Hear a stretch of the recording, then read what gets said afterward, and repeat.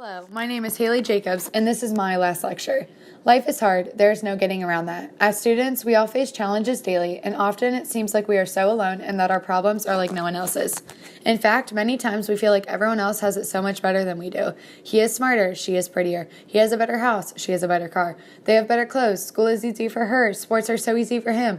But in the end, we are all facing our own issues and insecurities, and we all have the same two choices daily. We can talk about it, sulk about it, complain about it, and focus on the problems, or we can use it to not only make us better and stronger, but to help others do the same. It is not an easy task, and it's a daily choice. No one sits here and says, yeah, I'd like to be negative and sulk today about my problems, but things snowball and then we continue the cycle. Well, I have good news for you all. You can change that today, and so can I. Imagine sitting in a classroom where everyone is nodding, taking notes, and answering questions, while you are wondering if they are talking in a completely different language. Not just once, not even just one class. Every single day. Imagine not being able to catch your breath. Imagine your heart beating so loudly and fast you feel like it is going to come out of your chest. Imagine the panic of trying to figure out what is going on, but you feel like you're in a blur and can't get out of it. This is how I feel every day that I walk into this building. I look around and feel like no one else could possibly feel like me. I have often asked my parents why God didn't make me smart like my brothers.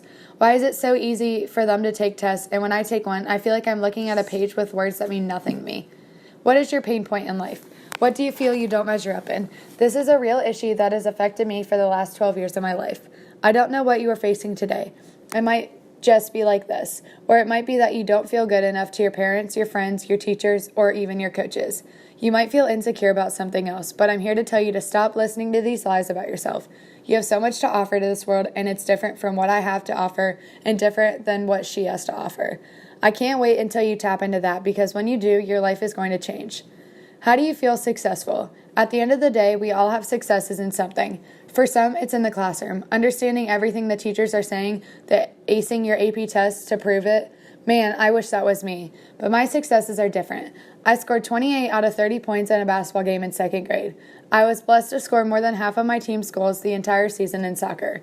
I got to compete at the Junior Olympic Nationals in all 4 of my events. I was able to cheer on a senior team when I was 9 years old. I was able to be on a World's All-Star team at the age of 12, the youngest you can be. I finished in the top 10 at Worlds as a freshman. I was All-OCC in diving and was picked to compete in a top state meet 2 years in a row.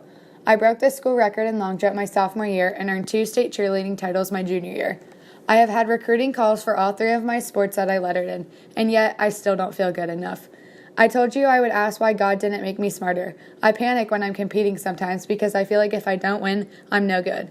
It wasn't until recently that I had to take a hard look at how this was affecting my life and that something needed to change. My parents have told me time and time again that God gives us all such unique and different gifts. And no matter how much He gives us in one, it's not enough because we compare ourselves to everyone else. So many times we listen to the lies we tell ourselves and that we aren't smart enough or good enough or skinny enough or strong enough. When we tell ourselves that over and over, we could begin to believe it.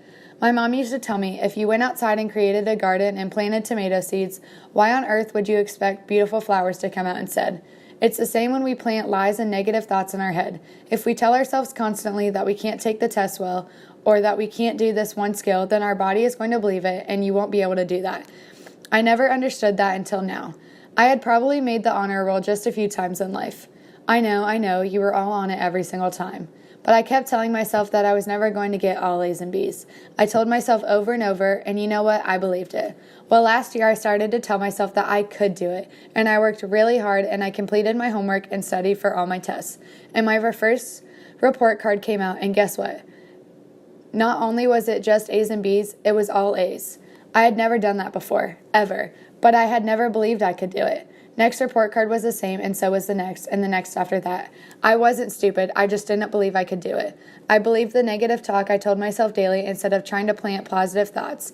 Now I know that I am capable of more than just sports. I am capable of the honor roll, like anyone else. I am capable of a higher ACT or SAT, and so are you. So I leave you with this. What are you going to plant in your head today? What are you going to tell yourself? What do you want to believe about yourself? And please don't miss this. It doesn't matter what you did last year, last month, or even last week. You have the ability right now to decide what you will plant in your brain today, and that can affect what will come out tomorrow. I hope you see the awesome things you can do when you make this change.